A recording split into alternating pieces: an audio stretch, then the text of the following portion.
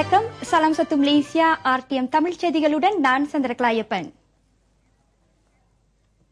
ஒட்டுமொத்த நாட்டு மக்களின் எதிர்பார்ப்புகளுக்கு மத்தியில் பிரதமர் doctor Sri Najib Tun Razak அடுத்த ஆண்டுக்கான வரவு செலவு திட்டத்தை தாக்கல் செய்தார். நாட்டின் மேம்பாடு, மக்களின் வளப்பம், நிறைவேற்றப்படும் வாக்குறுதி எனும் கருப்பொருளில் புதிய வரவு செலவு திட்டம் தாக்கல் செய்யப்பட்டது. அடுத்த ஆண்டுக்கான செலவினத்துக்காக மொத்தம் 25,160 கோடி ரிங்கிட்டை அரசாங்கம் ஒதுக்கியுள்ளது.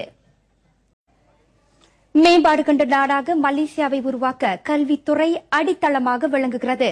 அதற்காக இவ்வாண்டுக்கான வரவு செலவு திட்டத்தின் மொத்த ஒதுக்கீட்டில் 21 விழுக்காட்டு நிதி கல்வித்துறைக்காக ஒதுக்கப்பட்டுள்ளது. இதனிடையே பள்ளி மாணவர்கள், பேருந்து ஓட்டுநர்கள் ஆகியோரின் பாதுகாப்பில் அதிக கவனம் செலுத்தி வரும் அரசாங்கம் 2013ஆம் ஆண்டு வரவு செலவு திட்டத்தில் பல ஆக்ககரமான மாற்றங்களை அறிமுகப்படுத்தியுள்ளது. பேருந்து ஓட்டுநர்களின் பேருந்து நிர்மாணிப்பு செலவினங்களை குறைக்கவும், புதிய பேருந்து வாங்கவும் 10,000 ரிங்கிட் கழிவு வழங்கப்படும் என பரிந்துரைக்கப்பட்டுள்ளது. மேலும் 25 ஆண்டுகளுக்கும் கூடுதலான பழமை வாய்ந்த பேருந்துகளை 12 முதல் 18 பேர் அமரக்கூடிய புதிய பேருந்துக்கு மாற்ற 2 விழுக்காடு வட்டி தொகையில் கடன் உதவி வழங்கப்படும். BSN வங்கியின் கீழ் வழங்கப்படும் அக்கடன் உதவிக்கு 2013ஆம் ஆண்டு ஜனவரி முதல் தேதி தொடக்கம் பள்ளி பேருந்து ஓட்டுநர்கள் விண்ணப்பிக்கலாம். இத்திட்டம் ஈராண்டுகளுக்கு அமல்படுத்தப்படும். இந்திய இளைஞர்கள் சந்தை தேவைக்கு ஏற்ப தொழிற்கல்வியை கொண்டிருப்பதை உறுதி செய்ய 2013ஆம் ஆண்டு வரவு செலவு திட்டத்தில் அரசாங்கம் 5 கோடி ரிங்கிட்டை ஒதுக்கியுள்ளது. அதன் வாயிலாக 3,200 இந்திய இளைஞர்கள் பயனடைவார்கள் என பிரதமர் doctor Sri Najib Tun Razak தெரிவித்தார். இந்த அதிநவீன தொழில்நுட்ப காலத்தில் மலேசிய இளைஞர்கள் தகவல் தொடர்பு தொழில்நுட்ப ஆற்றல் மிக்கவர்களாக இருப்பது அவசியமாகிறது. ஆகையால் 3,000 ரிங்கிட்டுக்கும் குறைவான வருமானத்தை பெறும் இளைஞர்கள் 200 ரிங்கிட் கழிவில் 3G கைபேசிகளை வாங்குவதற்கான சிறப்பு சலுகை 2013ஆம் ஆண்டின் வரவு செலவு திட்டத்தில் அறிவிக்கப்பட்டுள்ளது. இது 15 லட்சம் இளைஞர்களை மகிழ்ச்சியில் ஆழ்த்தும் தகவலாக அமைந்துள்ளது. நாட்டிற்கு சிறந்த சேவை வழங்கி ஓய்வு பெற்ற ஊழியர்களின் சேவையை அங்கீகரிக்கும் வகையில் அரசாங்கம் அவர்களது குறைந்தபட்ச ஓய்வூதிய தொகையை 720 ரிங்கிட்டில் இருந்து 820 ரிங்கிட்டாக அதிகரித்துள்ளது. இவ்வாண்டு ஜனவரி முதல் தேதி தொடக்கம் இந்த புதிய ஓய்வூதிய தொகை நடப்புக்கு வருகிறது. கியூபெக்ஸ் எனப்படும் அரசாங்க ஊழியர் சங்கங்களின் சம்மேளனத்தின் எதிர்பார்ப்புக்கு இணங்க பிரதமர் இன்று தாக்கல் செய்த 2013ஆம் ஆண்டுக்கான வரவு செலவு திட்டத்தில் அரசு ஊழியர்களுக்கு 1.5 மாத போனஸை அறிவித்தார். பணி ஓய்வு பெற்றவர்களுக்கு 500 ரிங்கிட் சிறப்பு தொகை வழங்கப்படுகிறது. 3,000 ரிங்கிட்டுக்கும் குறைவான மாத வருமானம் பெறும் குடும்பங்களுக்கு மீண்டும் 500 ரிங்கிட் ஒரே மலேசியா மக்கள் உதவித்தொகை வழங்கப்பட உள்ளது. அடுத்த ஆண்டு தொடக்கம் இந்த உதவித்தொகை மக்களுக்கு வழங்கப்படும். மலேசியர்கள் சொந்த வீடுகளை கொண்டிருக்க வேண்டும் எனும் உன்னத நோக்கில் அரசாங்கம் நியாயமான விலையில் 1,23,000 வீடுகளை கட்ட 190 கோடி ரிங்கிட் ஒதுக்கீட்டை அறிவித்திருக்கிறது. அந்த வீடுகளை கட்டும் பொறுப்பை பிரீமா எனும் ஒரே மலேசியா மக்கள் வீடமைப்பு திட்டம், SPNB எனும் தேசிய வீடமைப்பு நிறுவனம், தேசிய வீடமைப்பு துறை ஆகியவை ஏற்றுள்ளன. 2013ஆம் ஆண்டு வரவு செலவு திட்டத்தில் தொழிலாளர்களின் நிதிச்சுமையை மேலும் குறைக்கும் நோக்கில் தனிமனித வருமான வரியும் கூட்டுறவு சங்கங்களுக்கான வருமான வரியும் 1 விழுக்காடு குறைக்கப்பட்டுள்ளது. இதன் வழி 2,500 ரிங்கிட்டில் இருந்து 50,000 ரிங்கிட் வரை வருடாந்திர வருமானம் பெறும் அனைத்து தொழிலாளர்களுக்கும் இந்த வரிச் சலுகை அளிக்கப்படும். இதன் வழி 1,70,000 பேருக்கு வருமான வரி செலுத்துவதில் இருந்து விலக்கு அளிக்கப்பட்டுள்ள வேளை வரி செலுத்தும் மற்றவர்களுக்கு கணிசமான வரி குறைப்பும் அறிவிக்கப்பட்டுள்ளது. உதாரணமாக 5,000 ரிங்கிட் வருமானம் பெறும் திருமணமாகாத நிபுணத்துவ தொழிலாளிக்கு 425 ரிங்கிட் வரையிலான வரி கழிவு வழங்கப்படும். அதே சமயம் கூட்டுறவு கழகங்களின் உருமாற்றத்தை ஊக்குவிக்கும் பொருட்டு அரசாங்கம் 1 முதல் 7 விழுக்காடு வரையிலான வருமான வரி குறைப்பையும் அறிவித்துள்ளது. இனி இந்த வரவு செலவு திட்டம் குறித்து நமது தலைவர்கள் என்ன கூறுகின்றனர் என்பதை அடுத்து கேட்போம். பாலர் பள்ளியிலிருந்து வயதானவங்களுக்கு எல்லா நிலையிலும் இருக்கக்கூடியவர்களுக்கு பலவிதமான நன்மைகளை பிரதமரை அறிவித்திருக்கிறார்கள். சிறப்பாக இந்திய சமுதாயத்திற்கு தமிழ் பள்ளிகளுக்கு மீண்டும் ஒரு 10 கோடி வெள்ளி ஒதுக்கீடை அறிவித்திருக்கின்றார். இப்பொழுது அந்த முதல்ல இந்த 10 கோடி வேலைக்கு வேலை வந்து இப்போ ஆரம்பித்து நடந்து கொண்டிருக்கின்றது.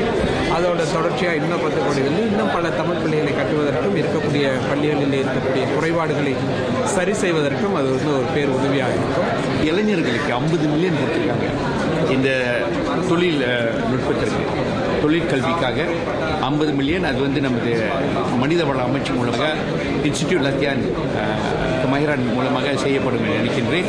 50 மில்லியன் நம்மளுடைய இளைஞர்கள் இந்திய இளைஞர்கள், தோட்டப்புறத்தில் உள்ள இளைஞர்கள் அவங்களுடைய வொகேஷனல் டெக்னிக்கல் இதில் வந்து முன்னேறணும்னு சொல்லி அவங்களுக்கு இந்த டெக்னிக்கல் காசஸ் கொடுக்கணும்னு சொல்லி இந்த இஸ்லாத்தை அவமதிக்கும் சர்ச்சைக்குரிய திரைப்படத்தை வெளியிட்ட நகோலா பெசலி நகோலாவை தடுத்து வைக்க அமெரிக்க நீதிமன்றம் உத்தரவு பிறப்பித்துள்ளது. 2010ஆம் ஆண்டு காசோலை பூசரி உட்பட பல்வேறு ஏமாற்று வேலைகளுக்காக 21 மாதம் சிறை தண்டனை அனுபவித்து உத்தரவாதத்தின் பேரில் நகோலா விடுவிக்கப்பட்டிருந்தார். எனினும் போலீசாரின் நன்னடத்தை கண்காணிப்பு காலம் முடிவதற்கு முன் மீண்டும் சர்ச்சைக்குரிய திரைப்படத்தை அவர் தயாரித்துள்ளது தொடர்பில் அவர் கைது செய்யப்பட்டுள்ளதாக நீதிபதி தெரிவித்தார். நகோலா பசெலி நகோலா நேற்று போலீசாரால் கைது செய்யப்பட்டார். அதனைத் தொடர்ந்து கைவிலங்கிடப்பட்ட நிலையில் இன்று நீதிமன்றத்திற்கு கொண்டுவரப்பட்ட நகோலா அமைதியுடன் காணப்பட்டார். மாற்றுப் பெயர்களில் அதிகாரிகளை ஏமாற்றியது உட்பட அவர் மீது மொத்தம் 8 நன்னடத்தை குற்றச்சாட்டுகள் பதிவாகியுள்ளன. வழக்கு மறுவிசாரணைக்கு வரும் வரை நகோலாவை சிறையில் அடைக்க நீதிபதி சுசன் சீகல் உத்தரவிட்டார். குற்றம் நிரூபிக்கப்பட்டால் நகோலாவிற்கு 2 ஆண்டுகள் சிறை தண்டனை விதிக்கப்படலாம். இம்மாதம் 11ஆம் தேதி இஸ்லாத்தை அவமதிக்கும் இன்னசென்ஸ் ஆஃப் முஸ்லிம்ஸ் திரைப்பட முன்னோட்ட காட்சி யூடியூப் அகப்பக்கத்தில் வெளியிடப்பட்டதை அடுத்து உலக நாடுகளில் வன் செயல்கள் மூண்டன. அதில் லிபியாவுக்கான அமெரிக்க தூதர் கிறிஸ்டோபர் ஸ்டீவன்ஸ் கொல்லப்பட்டதை அடுத்து எகிப்தைச் சேர்ந்த நகோலா தலைமறைவானார். நகோலாவுக்கு எதிராக இன்று வழக்கு விசாரணை ரகசியமாக நடத்தப்பட்டது.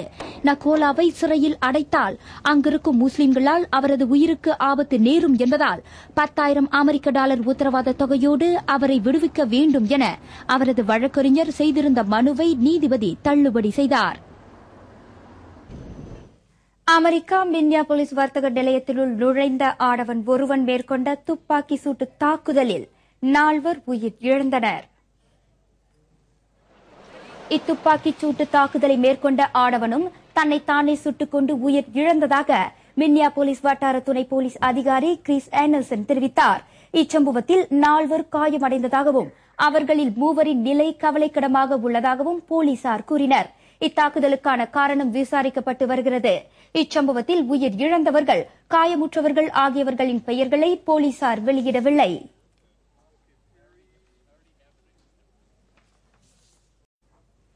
ராஜபோலா என வர்ணிக்கப்பட்ட நாட்டின் முன்னாள் கால்பந்து வீரரான தான்ஸ்ரீ அப்துல் கனி மின்ஹார் கோலாலம்பூரில் உள்ள தேசிய இருதய கழகத்தில் இன்று காலை தமது 76வது வயதில் காலமானார். ஜான் டேரிக்கு 4 ஆட்டங்களில் விளையாட இங்கிலாந்து கால்பந்து சங்கம் தடை விதித்தது. குயின்ஸ் பார்க் ரேஞ்சர்ஸின் தற்காப்பு ஆட்டக்காரரான ஆண்டன் ஃபெர்டினண்டை இனத்துவேஷமாக பேசியது உறுதிப்படுத்தப்பட்டதால் அவருக்கு அத்தண்டனை வழங்கப்பட்டது. குறளும் விளக்கமும். குறள் 634. தெரிதலும் தேர்ந்து செயலும் ஒருதலையாச் சொல்லும் வல்லது அமைச்சு. ஒரு செயலை தேர்ந்தெடுத்து அதனை நிறைவேற்றிடும் வழிவகைகளை ஆராய்ந்து முடிவு எதுவாயினும் அதனை உறுதிபடச் சொல்லும் ஆற்றல் படைத்திருப்பது அமைச்சருக்குரிய சிறப்பாகும் என்கிறார் திருவள்ளுவர். இத்துடன் இன்றைய நமது செய்தி அறிக்கை நிறைவு பெறுகின்றது. விடைபெறுகிறேன். வணக்கம். சலாம் சத்து மலேசியா.